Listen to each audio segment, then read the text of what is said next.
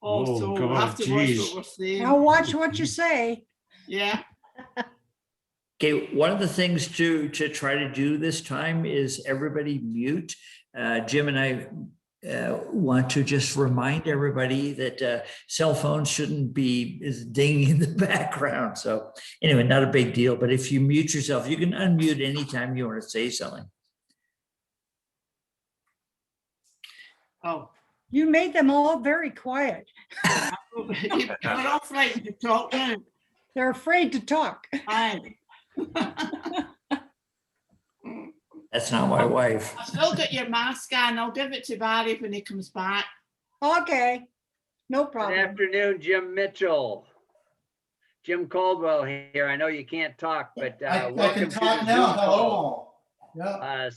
Second part of our Grand Canyon series, and at least on my screen, our host is Barry Graff up in the top left of my screen. He should be at the center of your screen, Jim. No. Anyway, hello, Jamie. Nice to see a Las Vegas contingency coming in. Oh, Hi, Jim, Barry, how are what you? is it down there? Sorry, I'm a little backlit here. That's okay. Oh, Jamie. You poked your head there just for a second, so it's There good. you are. What is the temperature down there, Jamie? It's too hot. It's going to be 93 here in Eagle today, which is pretty unusual for us. Yeah. For those that don't know, Jamie is one of our rafting companions and lives in Eagle, Colorado. Oh, okay. Great to see you, Jamie. You guys too.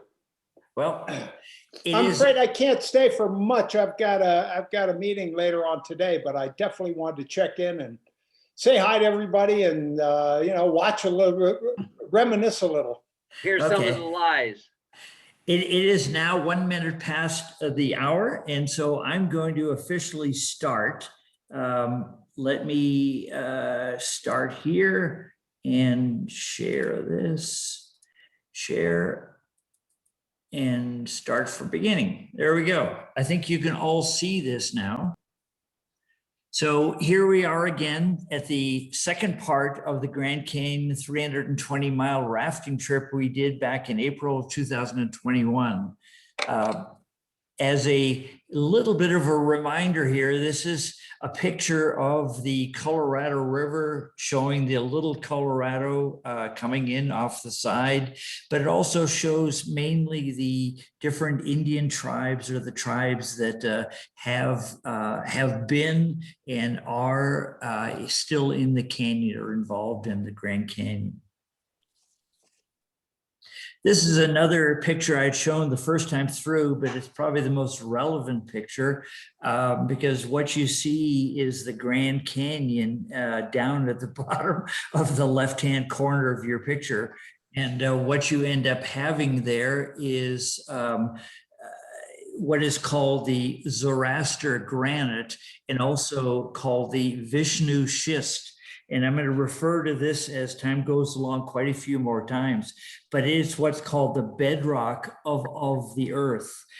Basically, you're going to see it where all of these other layers of rock as the 2 billion years have gone on.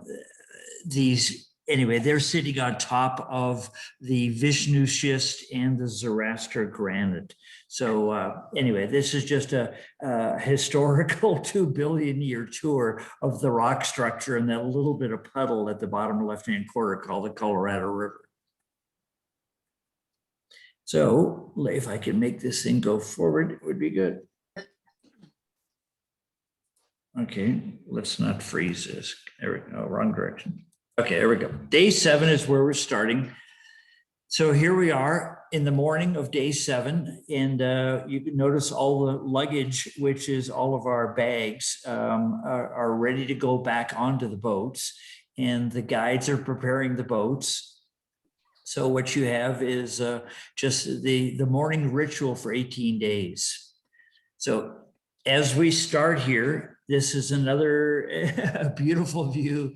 After you've had just a wonderful breakfast, you start down the river, and it's this little lazy section, but just as you can see, just a fabulous, fabulous views.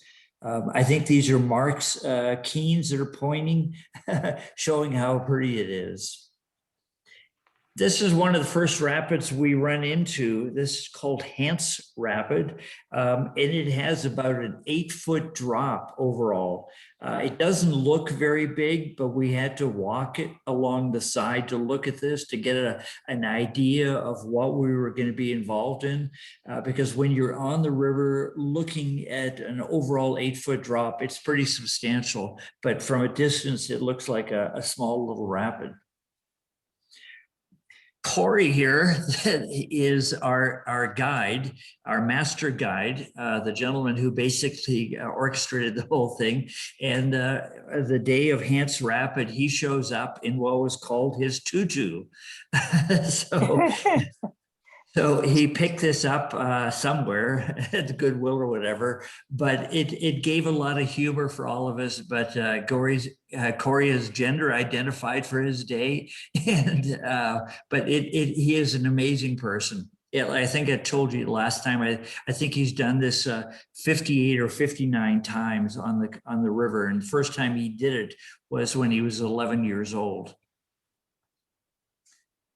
As you notice here in the rapids, when they get to be bigger rapids, like the Hance Rapid was, they asked the guides to ask us to put on helmets. So this was one of our first helmet runs. So here we're all jockeying around after we've looked at the rapids of what we've got to do. We went through the rapids, and you'll see a couple of movies at the end of that, but nothing spectacular. It was just, typically well guided. There were no incidents. Nobody fell off, and everybody went through. But after you come through the other side, this is what you come out of. So you can see the bottom left-hand corner. I can't remember whose purple toes those are, but somebody's purple toes are in the picture, and the rest of us are in the background there with a typical morning view of the Grand Canyon. One of the things to show here is, I mentioned at the very beginning, the different layers of rock. This is the beginning of what is called the bedrock. And the black up ahead, you can see there, is called the Vishnu schist, and that is the bedrock. The red is the Zoroaster granite, and that's the little layers that you're going to see as time goes along that poke out. But these are the bedrock of the Grand Canyon, what everything sits on top of. And so you can see we've dropped down quite a bit, and we're near the bottom. But this rock formation, this Vishnu schist, you can see quite a bit more of. Vishnu schist, a lot of it right here along the side. Again, I didn't take this picture, but somebody in our group did. I think it was probably Matt or Corey, but I mean, just an unbelievable depiction of those rocks, of that rock formation. It's if you run your hands across it, it's so smooth, the majority of it, but it is just jet black when you actually see the rock. This is some of the Vishnu schists that the river has gone past and has kind of taken the edges off of. But this Vishnu schist, they say, is almost 2 billion, not million, 2 billion years old. This is all Vishnu schist because we saw just a lot of it in a real short time. So after some of the Vishnu schist, you see some of the other formations on top of it. I don't know how many millions of years this goes back, but just the rock formations are just spectacular. This was one of the first other companies we saw on the river. So there are different ways to do the river. Ours was the 18-day in a raft where 4 people rent it. Well, this is usually about an 8-day trip. And this rig or this type of boat is called a J rig. It was originally made by a gentleman by the name of Jack Curry. back in 1961 was his original design. But it carries anywhere from 15 to 20 people aboard, and it's motorized. And it does the trip in about 7 days, 6-day trips, 7-day trips, 8-day trips, but not the full 18. But it's motorized. You notice the guide on the back. There's what it looks like from the front. It's a different looking rig than obviously ours is, but how you see the Colorado River, everything that you've seen in the first part and you can see in the second part, these people sit on top of these benches, and they are just basically guided through the Grand Canyon. So on the Grand Canyon, there is only, as we enter it, there's really only one spot that you can get out, and that is called, God, I just lost it. Jim, tell me again. Phantom Ranch. Thank you, Phantom Ranch. Why did I lose that one? And this is a bridge that you're going to see Phantom Ranch in a few minutes, but this bridge is what's called Bright Angel Suspension Bridge, and it was built in 1970. And in a second, I've got a picture of the old one that was originally built in 1929. And just as a reference point here, if you look in the background, you see a sandy beach. And you'll notice that there are people there. Well, this is the first day in 7 days that we are seeing groups of people. And being this is COVID times, all of us were a little apprehensive about, do we want to land at a beach with 50 people that we don't know? And so it was a little bit of a dilemma. This picture didn't come out real good because it was a small one, but it just gives you an idea. This was back in 1970 is when they built the original bridge, the new bridge. The original bridge below it was built back in 1929 to go across the Colorado River. But this was a picture I took off the internet. So again, you can see the Bright Angel Suspension Bridge going across the area in the background where all the people were. So we decided, or not me, but Corey decided that we would stop here and have lunch, which was on this side of joining 50 people that we hadn't been around. So you notice none of us are wearing masks because we didn't have to. But when we start to get across away with 50 people, it becomes different. But this would be a typical lunch stop. They would provide, just an amazing lunch for us. Any comments, Jim? Nope, you're doing a great job. Okay, here is Jim and I. We've now landed in that group of people, and we're now hiking up to Phantom Ranch. And the day we were there, you can see Jim all protected. It was probably in the high 80s. And Jim just mentioned a few minutes ago, he checked at Phantom Ranch, it's going to be 120 degrees in a couple of days. So it's beyond understanding how you survive. But anyway, it was hot when we were there. So Phantom Ranch is the place, one of the few places, if you were to get off the river, you can hike out of here or be taken out by a mule train. And this is the area where the mules are kept at Phantom Ranch. So if you want to ride the mule up, or the other way to get out of the canyon is to hike. But 6 hours out of the canyon, and if it's 120 degrees, I don't see anybody doing this. But Is it all uphill to go out? all uphill. Yeah, because you're at the bottom of the Grand Canyon here, Phantom Ranch, and there's Jim in the corral area. Barry, can I make a comment here? Absolutely, Jim, anytime. So there actually are, I would say most trips down the Grand Canyon, they actually do either pick up or drop off people at Phantom Ranch. It's actually pretty popular for people to either hike down and join the group or to get off at Phantom Ranch and then leave the group, because of course a lot of people can't take 18 days to float down the Grand Canyon. Our trip was actually somewhat unusual, I think, and that we didn't have anybody who was either getting on or getting off at Phantom Ranch. But yeah, the climb out is, 6, 7 miles and 4,000 vertical feet. And so you need to be in some reasonable physical condition. And yeah, to do it in the summertime would be awful. And So Jamie, our person that's speaking there has hiked all over the Grand Canyon, not only just floating it, but he was our knowledgeable person that was one of our guests that really knew a lot about the canyon. Thanks, Jamie. Well, these are one of the accommodations maybe where Eric stayed when he hiked down to Phantom Ranch, but you notice that there are 3 air conditioning units poking out, and I guarantee you anybody that's down there at 120-degree heat now is sitting inside those rooms. Barry, just to add that the year we did it, we actually did stay at Phantom Ranch, but we had to book 1 year in advance. And you're not allowed to book ahead of that.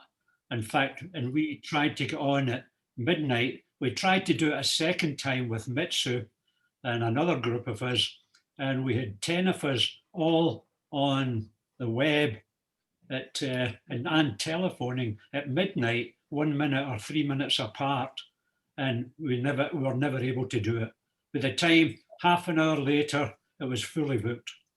So, I mean, mind you, you can camp down there in a tent of that, but to get into Phantom Ranch itself is very difficult.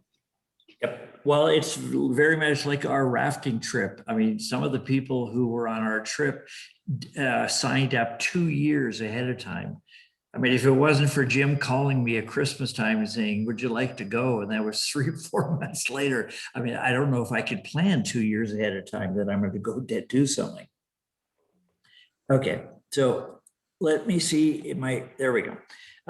In Phantom Ranch, there is normally a room, I guess. I was not able to see it, but the only thing open because of COVID, you can see everybody with their masks on. This was the only way that you could get postcards or any memorabilia. You had to stand in line outside. So anyway, it was a tough place. So Phantom Ranch is a fun place to go to, but this is us leaving because we honestly couldn't leave fast enough. It was, everybody wanted to see it, and which is great, but here we now have the Bright Angel suspension bridge in the background, and we're heading down the river again. One of the Eric, big is things that for 4,000? for Phantom Ranch is to mail a postcard out of there because they have a stamp on it that says mailed from Phantom Ranch, carried out by a mule. That last picture you had, is that showing the 4,000 feet that you had to climb to or go by mule to? Is that Well, that's only part of it. part of it? Okay. If you remember, and this is a question I get oftentimes, the 4,000 or 6,000 feet that they talk about is up on the north or south rim. And we barely had a chance to see the rims itself, especially in the early part of our trip because the canyons were so steep. But it's the stepping stone, as you saw on Barry's second slide, where it showed the different geology, and it's all stepped back. That's quite normal. And no, you cannot see the 6,000 feet all the way up. Okay, so that's not 6,000 feet. No. Okay. So as we go down the river, this is another one of our stops, an afternoon stop. And what this afternoon stop was, we looked at some artifacts of previous tribes that had lived along this area. So you could pick up little shards of pottery, but you obviously are not going to take it. But it was interesting to be able to see people who had lived here, and you could see why they lived here. So hang on. So as we head further down the river, this is another campground we ended up stopping. And this is, again, a really good picture of the Vishnu schist, that black rock, which is called the base rock of the Grand Canyon. But this is where we ended up spending one of our nights here. And you can see that black Vishnu schist offset by that beautiful cactus in front. But that rock was, it's a kind of a rock you'd love to have in your yard, a big piece of it, because it's just so beautifully black. It's hard to imagine. Because of where we hiked, excuse me, of where we spent the night, and the Vishnu schist being right up against the river, you can see there wasn't much room for us to be able to spend the night. Those two tents there are Casey and Matt's tents. And you can start to see Jim and mine and Mark and Kevin's outside sleeping areas, because that's where we didn't want to sleep in the tent. But you can see how close to the river you did sleep.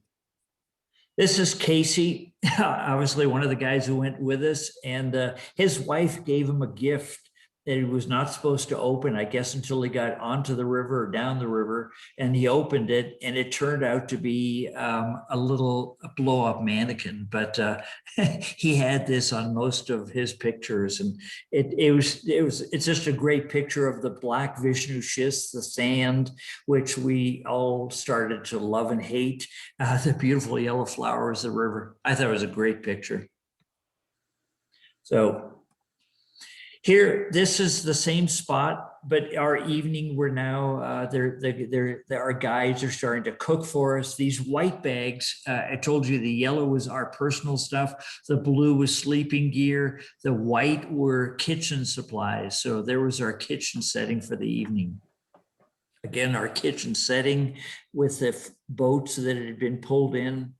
So if you had the chance here, if you wanted to go swimming a little bit, but the problem with this river is so cold that, you know, spending a lot of time in the river is not something that you want to do. This is the evening time, there's Corey in his wonderful attire. And you also have Landon and Ryan that are cooking for us for the evening. But this would be our kitchen setup that they would set up every evening.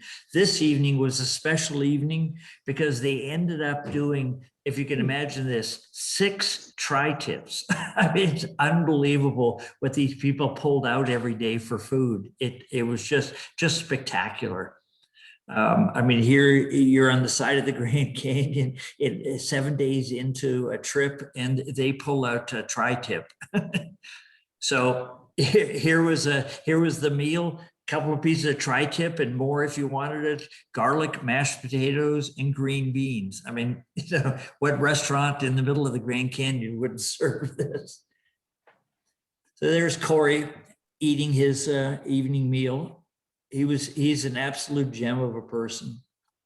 So here we are going into day 8. Day 8, we wake up again, obviously, at the Vishnu schist all around us. You can see how as the evening time has gone, this is a typical morning wake up. You got sand everywhere. Your blue tarp is now crinkled up. You're trying to figure out how you get out of this mess and pack it all up. But I think this is Mark or Kevin's attire here in the front. The middle one is mine, and the far one, do you remember, Jim? Is that yours or? I think the mess is mine. Oh, it's okay. Okay, then I'll give it to you. Okay, then it was. I think that's Kevin on the far side. Okay, so after we baggaged everything back up and strapped it into the boat, and if you look on the back boat, you can see Casey's blue man, which became his mascot. So our guides, this is Eric. One of the things he had to do first thing in the morning was, it looks like he's smoking a pipe, but what he's actually doing is brushing his teeth. So as we're all starting to get ready, the guys are brushing. So as we go, we now are heading out to another rapid in another part of the Grand Canyon. And it's just a place that they pulled over. You can start to see some of the rock formations looking up. I mean, this is hard to imagine how high this is. I mean, what Ann was saying about maybe this 6,000 feet. I mean, the geology is just amazing. This is again just looking up from that rapid. The geology, one layer on top of each other in a million years of the wind blowing. Again, looking up, this would be maybe one of the closest pictures you can see where the top of the Grand Canyon is, and there would be maybe your 6,000 feet. I mean, it's hard to imagine that anybody could hike out of that, but you know, some people over the hundreds of years and thousands of years, hundreds of years have done this. This again is the plant life along the way. You can see two agaves, one dying on the right-hand side, one blooming on the left-hand side, the cacti, all just finding little pieces of dirt to be able to grow on. But if you look at the horizontal layer of red up there, you can see in the Vishnu schist, you can see the red or the Zoroaster granite that is poking out. Because that's the base rock of the Grand Canyon. So as we go down, we're now coming up to Crystal Rapids, which was one of the not tougher, but it was a pretty good rapid here. And this was a boat that goes back to 1914. It was in 1914, somebody decided to go down the Grand Canyon, and this was a galvanized steel boat, and obviously it was left here. I don't know, Jamie, do you have any more information on this boat than I do? I think he's jumped off. Okay, or Jim, either one. One of the things the boat was called the Ross Wheeler. I know that. And the Park Service has chained it to the rocks so that it allows everybody to see what people were going down the river in. This is called, again, Crystal Rapid. You can see the drop there. I can't remember, it was 4 or 5 foot drop of elevation. This was one of our support boats. Landon was the gentleman's name. And we had 2 of these boats, and they carried all of the food and supplies. So on this day, again, almost every day we would have side trips. This was the beginning of a side trip, and we had gotten off and we were hiking up this canyon. Here's Kevin, and you can see Mark, and it looks like the other Kevin in the background there, hiking up this canyon, and you can see the fresh water. So amazing to see how much fresh water is coming into the sides of these canyons. So this fresh water, I mean, it's just where it comes from. It comes from springs, and the springs just come out the side of the Grand Canyon with this fresh water.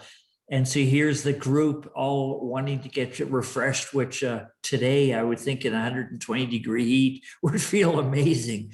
But there you can see Casey and Jim, and it looks like Patty and Marielle all in the water trying to stay cool. We're back in the boat again after we've done that little side hike. You can see this is a good picture of the geology that I first showed you, of the different layers of the Grand Canyon, laying all on top of that black Vishnu schist. This was one of our guys. This was John, and he was just showing us his enthusiasm on the boat.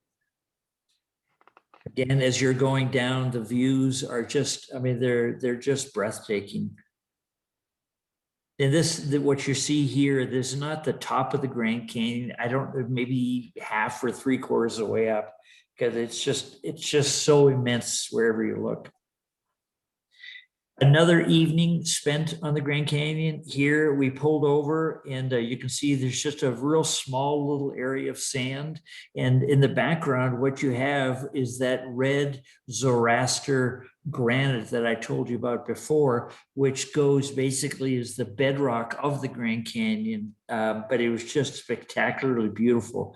And the red rock is granite. The black is that Vishnu schist. But you can see on the right-hand side are one of our guides cooking our meals, and everybody is around trying to figure out where they're going to spend the night. Gary, were most of these formed by icebergs originally and then maybe later wind and No, no, rain? no, no. I'll go into it later, babe. No, the Zoroaster, this Black Vishnu cyst is basically volcanic from what I understand. But I mean, it goes back 2 billion years. So, you know, it was a molten lava, basically. It was the beginning of Earth. I mean, I'm not a geologist. I can't give any input. If anybody can give input, I'd love to hear it. Well, it almost looked like obsidian. The few pictures that you showed before, you said it was jet black and very smooth. It almost made me think of obsidian, but it didn't look quite that black, but that's volcanic, so Yep, might be Thanks. related. could be. The Vishnu- Okay, here's an interesting picture. Everyone's always asked the question. I left the last meeting with where did we do our facility? Okay, this would be a normal facility that they would have. And here's Jim doing a mock model of it. Do you want to describe this, Jim? The tradition started probably 30 years ago. The idea in the Grand Canyon or all the national parks is leave no trace. And I think most of the wilderness areas subscribe to that. And the hygiene is discussed very early on in the first day, talking about peeing and pooping. And it just is, you've already had the description of the peeing in the river, which seemed unusual for all of us, but that's what happens. And the idea was the solution to pollution is dilution. Well, 30 years ago, they started using the ammo cans from World War II to put a bag in, and you would sit on this little ammo can that was about 6-8 inches wide and about 12-14 inches long, and had a lid over a can over the, or pardon me, a lid over the top of the can, and it sealed pretty tightly. And when you stood up after doing your business, you'd have 2 grooves on your butt. So the term groover has become standard terminology on the river. And the ammo can has been upgraded. If you look on where I'm seated, it now is large enough to where they're able to take that yellow plug that's behind me. You can see it on the left there. Take the plug out, put the toilet seat on top of it so you're a little more comfortable. And then when everyone's finished, and there were 23 of us using the same groover for probably about 2 days. So they had about 10 to 12 of these groovers. And one of them was called the tactfully done, the poop boat. And they had all 10 of them, 12 of them on the one boat. So when we were, the first thing that was set up when we made camp for the night was to set up the groover, and it was the last thing to be torn down at the end of the morning before we took off on the boat. So the seat comes off, the yellow plug goes in, the sealed ring goes around to make it watertight and smell tight, and worked out very well. The big problem was if you didn't use the groover in a timely manner, you'd let your guide know, and they would have a ammo can back in the old days, the same thing that they were doing in the old days, and you would have what they call a day tripper, and they'd pull over, all the rafts would have to pull over, and you really didn't want to have to do this because everyone knew that you were being handed off to the day tripper ammo can, and you'd go and do your business and come back. And anyway, these were the most beautiful views in the canyons, and it was wonderful unless you had another group come by, as I could be sitting on the groover and waving to all the other rafters going by. And sometimes getting to the groover was quite treacherous. I mean, rocks, especially in the middle of the night, it was not easy. The good news they had at nighttime, they had red reflectors, small little 4-inch diameter reflectors on little sticks, so you could find your way. But there was also very sophisticated signaling of a key. If you needed to go up to the groover, they had a spot where you had to start from, and you had to pick up the key. If the key wasn't there, then you had to wait until the key came back from the person that was already up there. So everybody had their privacy. But the key was a plastic Tupperware container, about a 6 by 6 by 6 inches deep, that the toilet paper was put in. So you didn't go up there without the key, because that's the vital part. And you really paid hell if you forgot the key at the groover. Yep, but the view, you're looking at a 1 billion-year-old black rock called Vishnu schist, and you're looking at this granite that is 1 billion years old, and you look at your life of 70 or 80 years, how quickly nothing it is in the overall scheme. So it's a phenomenal view, a place to spend time. So at every stop, Matt here became our resident fisherman. So first thing he wanted to do is to put his rod into the river. So here we are in day 9.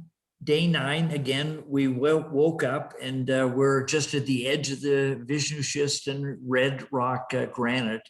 And you can see there's not a lot of room, but this would be how you'd wake up in the morning. Here I am. This is a typical morning where you've put your sleeping supplies into the blue bag, and you're trying to get all the air out. So I'm hunched over trying to squeeze this thing down. So anyway, then it gets carried over back to the boat. But these were, again, the bags. So on the river, again, as we go, these are the views we have to put up with. I mean, it's beyond anything that anybody can imagine, the beauty of these rocks. You see the black Vishnu schist, the Zoroaster, then the next layer layered on top of that, and it just keeps going up as the millions of years pass. There's a little bit of the size of the immensity as we go down, because every once in a while you turn the river and you look at this and you just go, it's just hard to imagine how massive this is. But here you can start.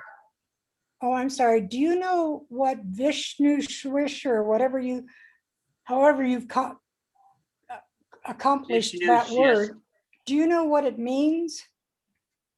Vishnu, I do know, is a god in the Hindu religion, but other than that, I'm not schist. No, I don't know. Okay, so it's not from an Indian tribe or something.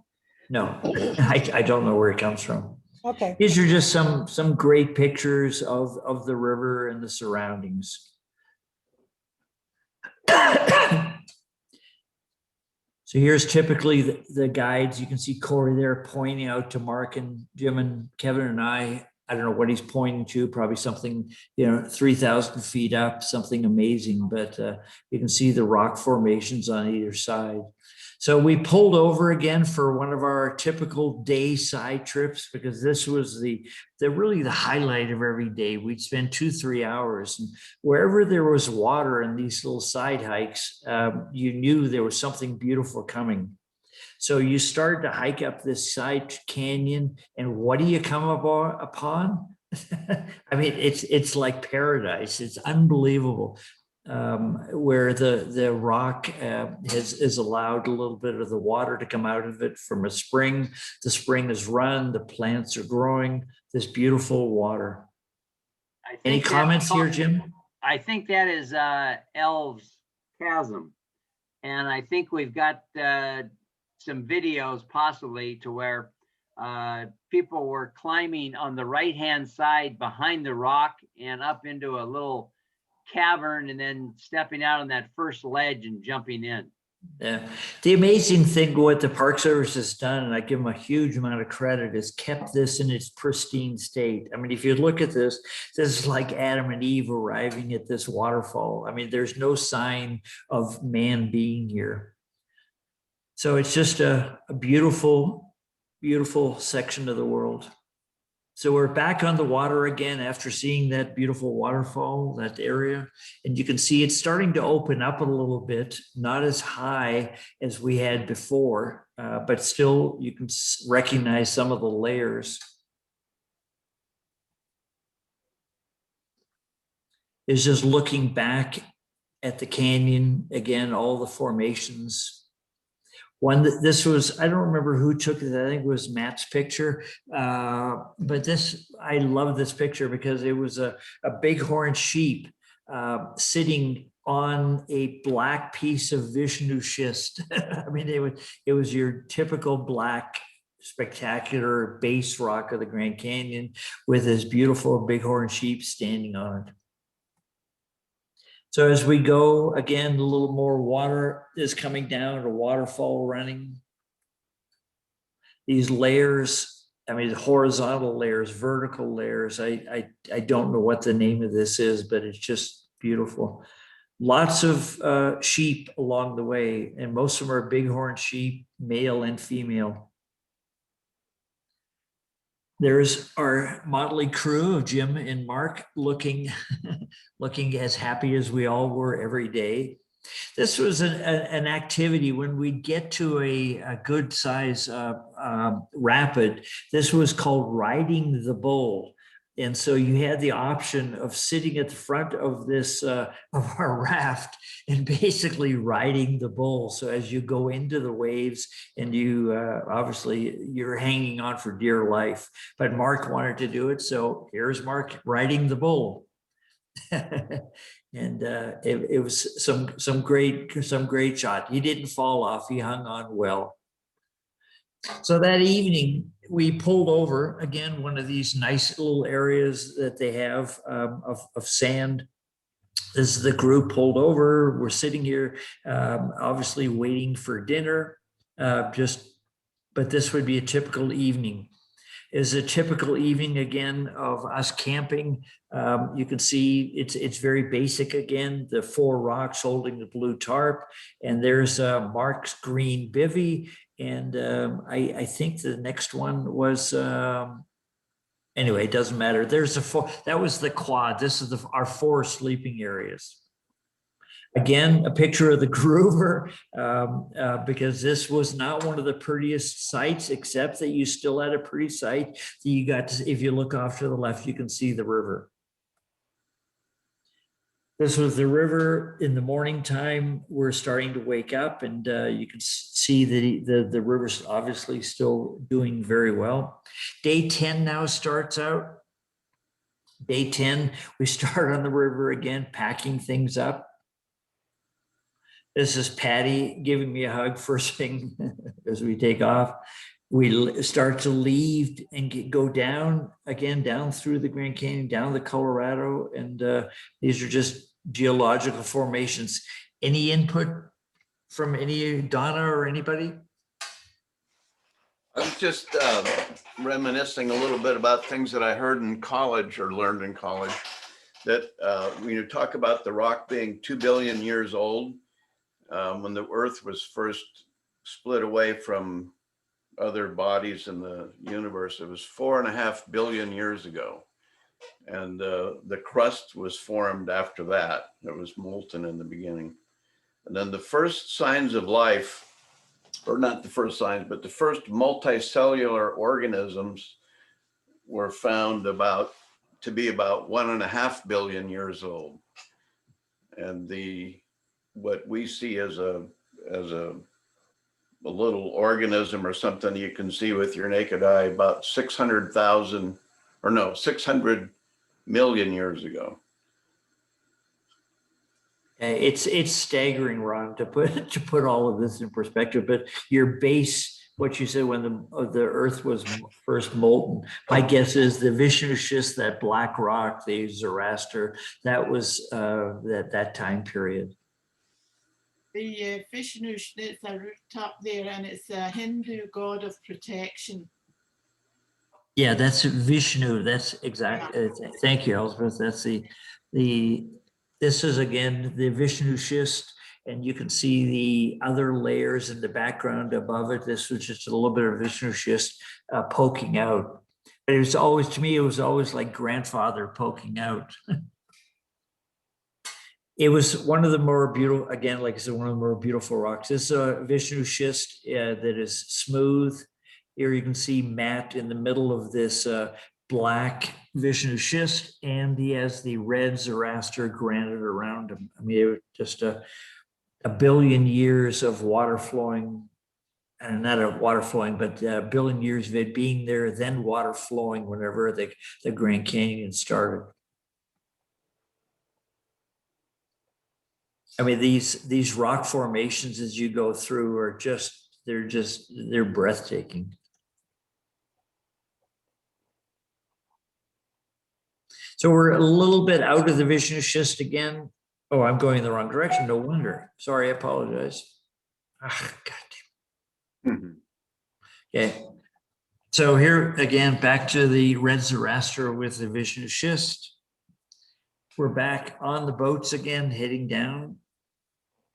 Again, one of our side canyon trips, and this again was like every one of them was a surprise. You can see in the background, that's probably the top of the Grand Canyon. You can see how high it is. So as we hike up this canyon, it doesn't look like much yet, but as we hike up, you can start to see the Colorado in the background. You can see the surroundings. We keep hiking and it's pretty dry. There's a little bit of water that we see running on the side, but have no idea what's about to happen. Here you can see quite a ways up the canyon, the water flowing quite a bit more. There's a motley crew of the quad standing in front of this waterfall halfway up the canyon. Beautiful plants, growing if there's water. I don't remember the name. Does anybody know the name of this plant? Was it monkey bush? Shoot. That could be. I think that was a monkey bush, yes. So as we start to head up the canyon, you can see it. You can see the water running and the geology changing. Here was an area that I unfortunately could not be involved in because I have a fear of heights, but the group continued on going up higher along this ledge, and you can see how far it is down on the left-hand side. And what they were going up to was, I think, Jim, wasn't it called the patio? No, we're not at the patio yet. Okay. These are just shots of the waterfall. Yeah, the patio is the next day. Yeah, there it is. Okay, that was the head of this waterway. Again, I mean, you can see Mother Nature's beauty. So we're back down again after our hike. You can see that we've made this our evening place because you can see the tents off to the right and left. I can't remember where Jim and Kevin and Mark were, but I think we're in the background there. Matt, our fisherman, has caught another beautiful, I mean, he caught these every single day, but it always would be catch and release. But this one we were able to get a picture of. So here's in the evening time, one of the activities we were involved with was a little bit of horseshoe play. They had different games almost every night, but this area was called a football, if I remember right, the football area. But it was a big open area where we were playing horseshoes. And there's Jamie off to the right there sitting there. Day 11, Kevin waking up. So if you want to see what Kevin looks like early in the morning, there he is, Mr. Hollywood with his luggage. And if you notice on the left-hand side, he has a pee bucket he hasn't taken down yet. So here we are putting all of our stuff together. and getting back on the boat. There's a motley crew with a little bit of a back shot. The top of this mountain is only partially way to the top. What you have to do every morning is look for a way to relieve yourself. And again, this was the way that the groover was for one part, this was the other part. So as Jim said, dilution is the key. But this was Eric, one of our guys. And our morning ritual every morning was Corey reading a poem. So here he is standing in the boat, starting to read his daily poem. The other thing that we had to do almost every day, about 5 or 6 days into the trip, is our skin, because it was so dry at the lower part of the canyon, our skin and our hands would start to crack. And there's no way to get moisture into it other than to put lotion on it.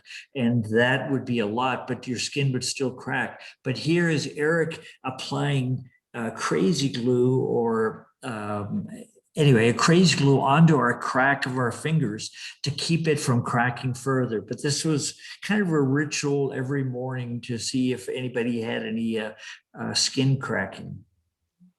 Any other comments, Jim, on that? Nope, I'll just tell you, it was super glue is what you were looking for. Okay, super glue, crazy glue, yep. It's so lots of uses for super glue, including the skin. Here's a picture of our guides, or the people involved. And this was Phil on the left, Jackson, Corey, Eric, Landon, Ryan, and then John. But these were the 4 rock stars that kept our life together, that made our life as tolerable, as unbelievably pleasurable as it was for the 18 days. Anything to say about them, Jim or Donna or anybody? They were totally awesome. Yep. I mean, they were the rock stars. I think that this was the A team, because my feeling was at the end of COVID, or after a year of them not being able to be on the river, we were the first trip on the river that year. And I think that they had all signed up for this trip. And my feeling is that they were all the A team that we had on this trip. And I think it's important to give them credit. Those guys are working from sunrise to sunset, and hours beyond sunset. Yeah. It was just amazing how tough these guys were, always having something to do. And can't say enough about any of the river guides. Nope. And always pleasant, always a good sense of humor, just great guys. So here we are back on the river. You start to notice some of the walls are still red. So it's the red and black Zoroaster granite and the Vishnu schist. But the river here, you can notice, is getting very narrow. This is one of the narrower areas of the Colorado River. It opens up again. This was an interesting thing, and this was called Owl Peak. Obviously, because it looks like an owl, but it was, who knows how it was formed. But a couple of million years ago, maybe there was water. Who knows? Back on the river again. You can see in the background a little bit, that was probably the top of the Grand Canyon, how far away it was when you're down in the river. Again, we found an area, or they found an area to pull over. So the group pulls over, and what we were looking for here is another side trip. You can see how narrow the canyon is in the background, like I was just talking about the last picture. But we hiked up to the top of this mountain, and we hiked farther. And this was, Jim, I'll let you speak of this. Okay, this is Deer Creek Falls, and it's pretty much a slot canyon, especially over when you look at the right-hand side, pretty narrow and fairly deep. And then you get up a layer and it opens up a little bit, but it is this absolutely fabulous spot that's called the patio. And you come around a bend, and here this is. You've got the water running down. You're still watching your footing, and you've got a couple of these cottonwood trees in the center, and you can look off to the left, and the river's coming. You can see where it is because of the cottonwood trees up for the canyon further left more. And then the rest of I didn't do this, but I did this part of the hike, but about 6 or 8 of the group continued on up further to a spot called the Couches, which has to do with formations of rocks that are up there. And this is just still at the patio, the upper end of the patio, and the water just coming through here. Just, I can't say enough about it. This is probably my favorite trip of all of our side canyons, the patio. Well, if you look around how dry it is, I mean, the Grand Canyon's dry, and to have this much fresh water coming out of the Grand Canyon and, you know, over the millennium, I mean, it's amazing. And it's again, like I said before, in pristine shape. It's as if you were Adam and Eve and you were the first people there, because there's no sign really of people being there, no graffiti, no trash, no anything. It's just spectacular. Yep, another shot. That's looking down canyon, down the slot canyon. So we've now, you can start to see we came out of that slot canyon. If you look to the left here right now, this, you're going to see a couple of pictures of us camping here, but this was, I can't remember what it was called. It was a very narrow area that we had to be able to spend the night, but you can see on the left-hand side some of our camping gear. So again, this is the late afternoon. The clouds have come in. Obviously, it didn't rain on us in the 18 days, but this was where we spent the night. Another view from the Groover. So, you know, I mean, the Groover sites, they made sure that if you're going to sit down for a few minutes, you had a view. So they always put it into an area that is just, you know, you can't forget these spectacular sites. So this is just part of the area where we spent the night. You could walk around the Colorado. I mean, the evening colors are spectacular.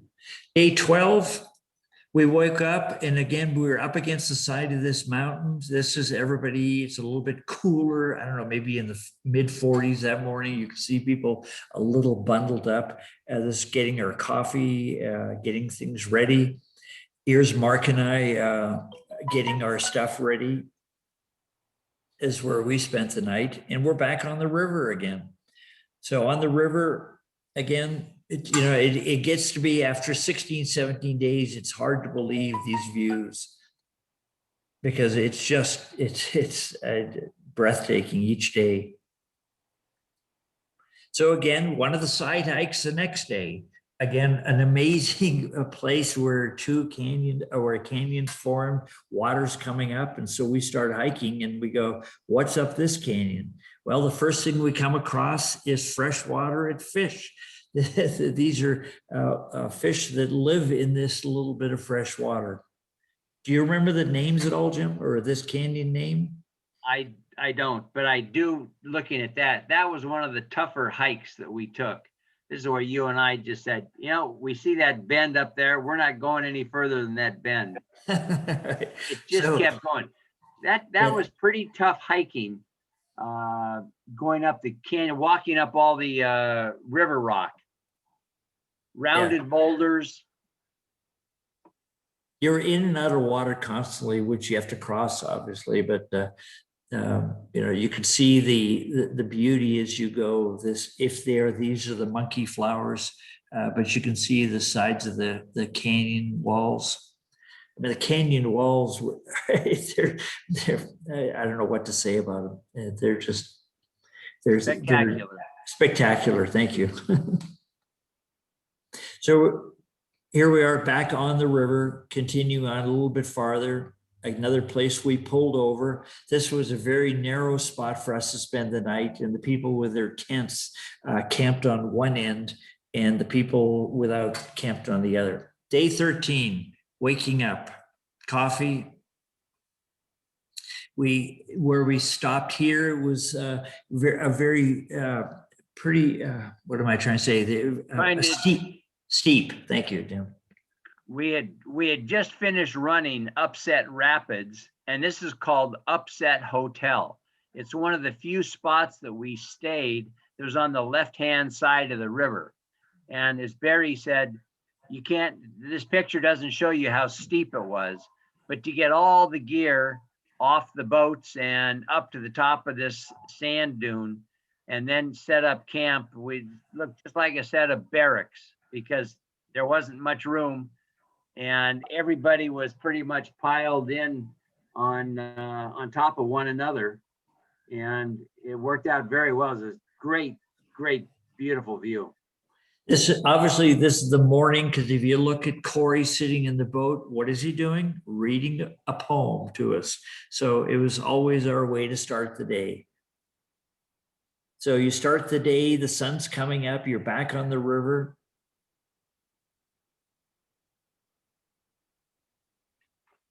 So we start to go again and they pull over again. So another little side trip. So we hike up this rocky crevasse, and what we came upon was a relatively, not a spectacular, but just the fact that fresh water is running across this rock. You can see the horizontal rock, the vertical rock. I mean, and then the water. It's just another very pretty area. Do you remember the name of this, Jim? I do not.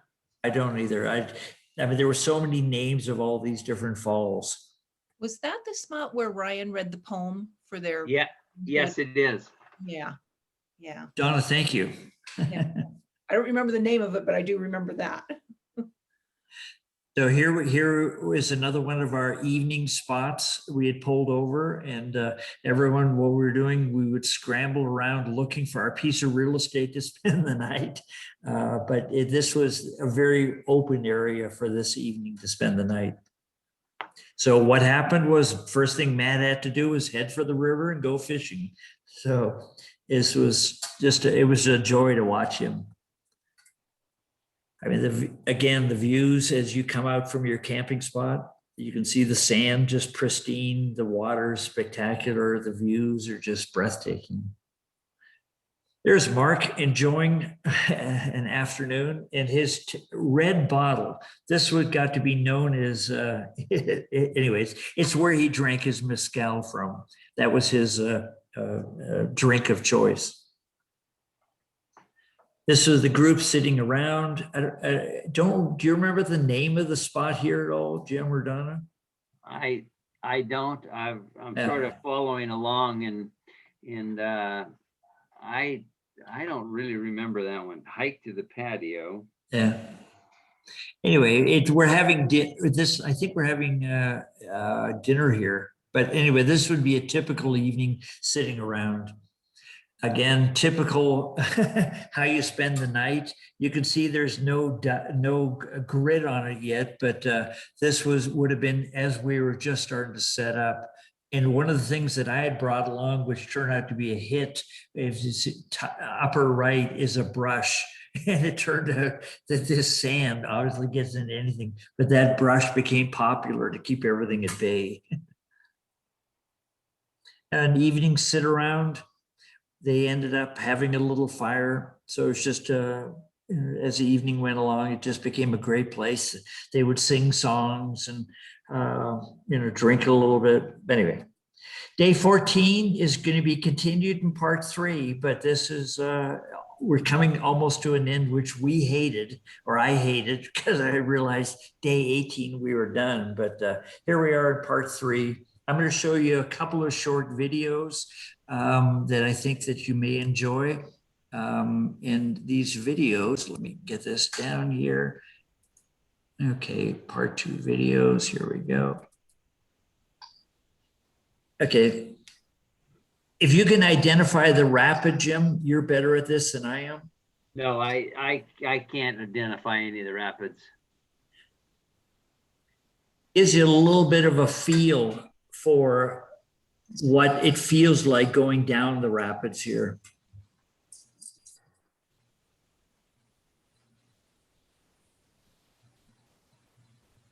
Barry, I'm not seeing any video. Not? Not. Okay, hang on. Okay, I apologize. Let me stop this. Okay, escape. Why am I? Okay. Jim or Barrett, did they tell you any, did you notice any number as to what depth would the waterfall or would the ride of the rapid be that they had you put the helmet on? Generally, I'll answer that while you're trying to get your video going. Generally, we got, if we were going to do a class 8 or 9 or 10, they would ask us to put on our helmets. Okay, And then the guides, oftentimes the guides took off their shirts because they knew that, especially in the morning, they would go through a rough rapid, everybody would get wet, and we had our rain gear on, but the guides had they had their life jackets on, but they didn't have any shirt on. And once we got through the rapids, we took our helmets off and the guides would put on their dry shirts, which we weren't smart enough to do that. Can you see this? Can you see this video? I see them lined up. I don't see anything running.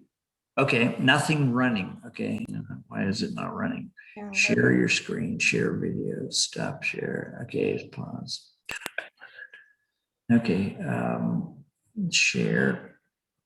Where are we? Share screen, share, new share.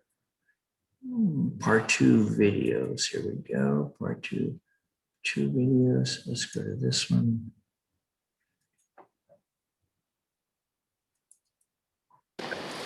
Can you see it now? Yeah, Oh, yeah, I see it now. Okay. This I think was called Grapevine. I just saw that name. But here you can see what it feels like to head towards the flat water and then drop 3-4 feet.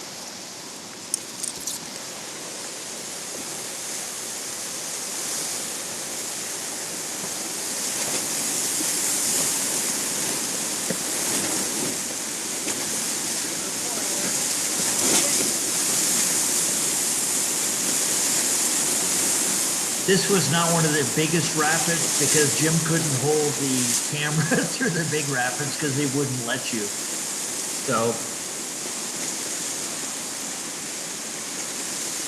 you could see this is a narrow part of the canyon.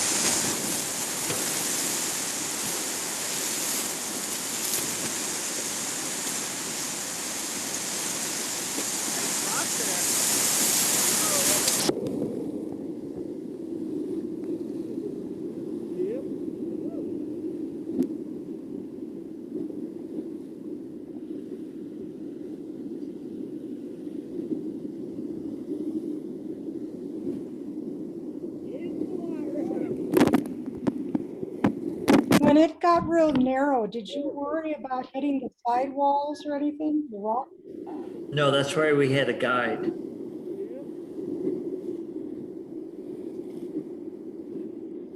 Cute, Barrett.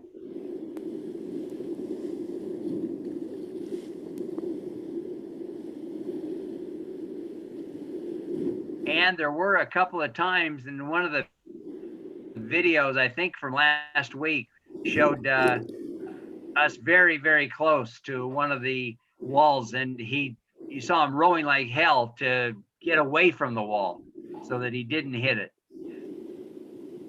Yes, I remember that.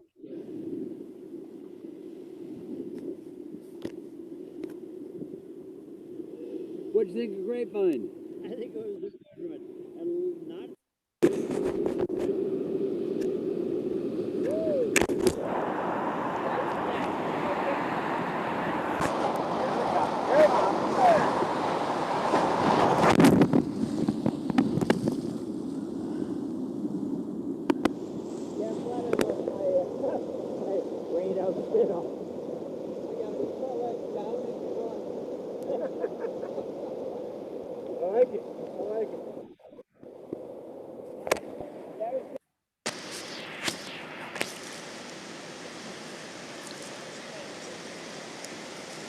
it's important to watch the boats in front and see what they're doing too, as we're coming up on the flat water, but you get an idea of what you're in store for. It's a pretty good example of that. If I can hold the camera steady.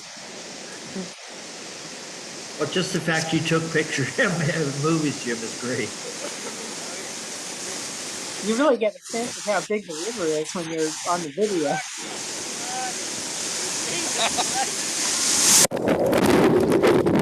Oops.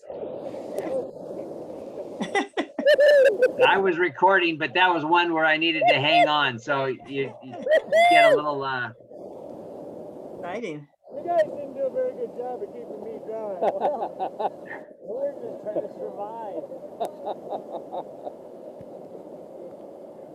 I don't know if you heard that, but that was our guide blaming the two guys up front for not keeping him dry.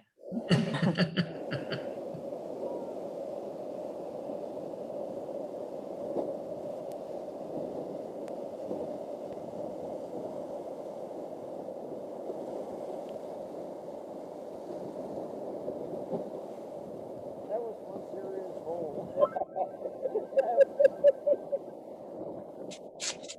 That one kind of shuttered the boat for a sec.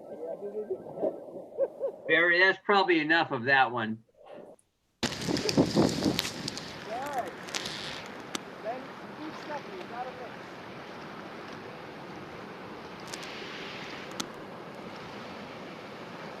mix. That's Eric rowing and Kevin in the front right and Mark.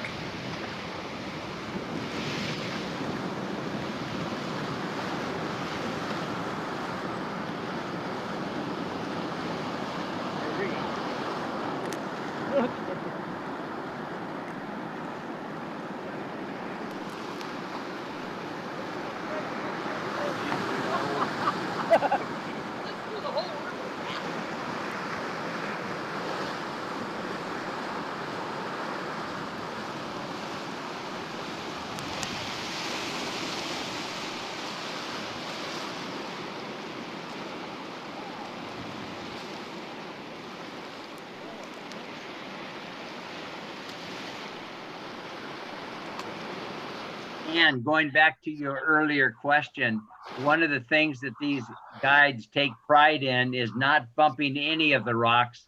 And if that is successful, they consider that a golden trip. And as far as I know, everybody golden.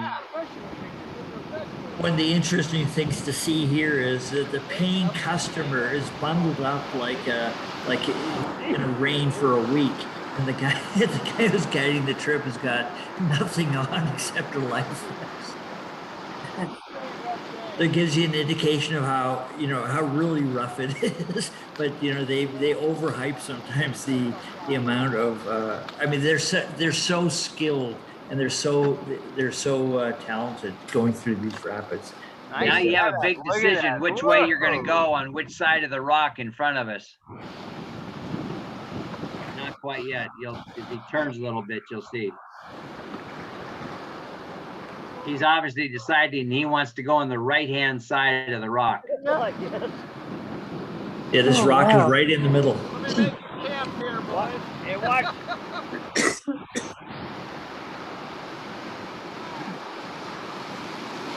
Oh, that's a nasty walking little. Good setup here. Good setup. There you go. And now he's going to start rolling like hell to miss that one. That's pretty close. Yeah. Like a glove. Well, see, that rock is very sharp. And Still have a golden run. Those rubber boats Oh, would God, just that be was good. sliced open. We had faith in you. Down and slide.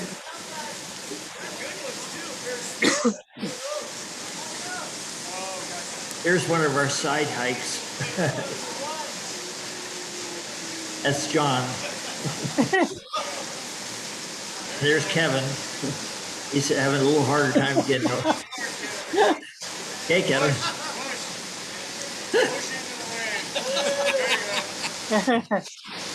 There's Casey. gets deep down there. Here comes Matt. Here comes Mark.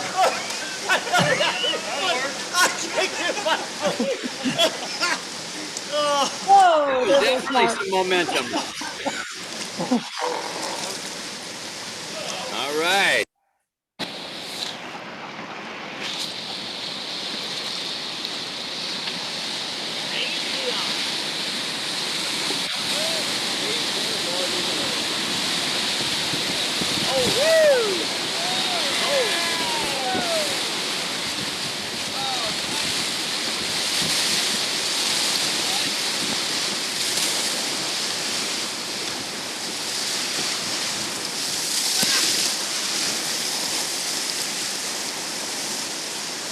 That's a good one, Jim, of the feeling of the 6 8-foot poles that you have to go into.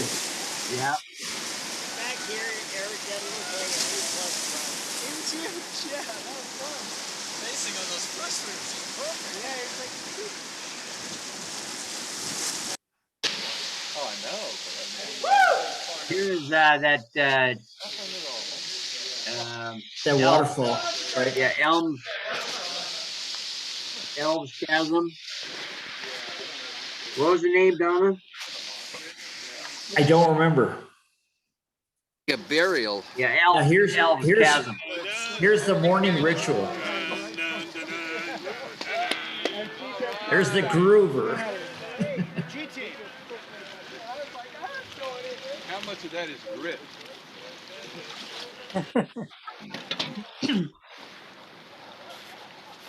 The morning ritual.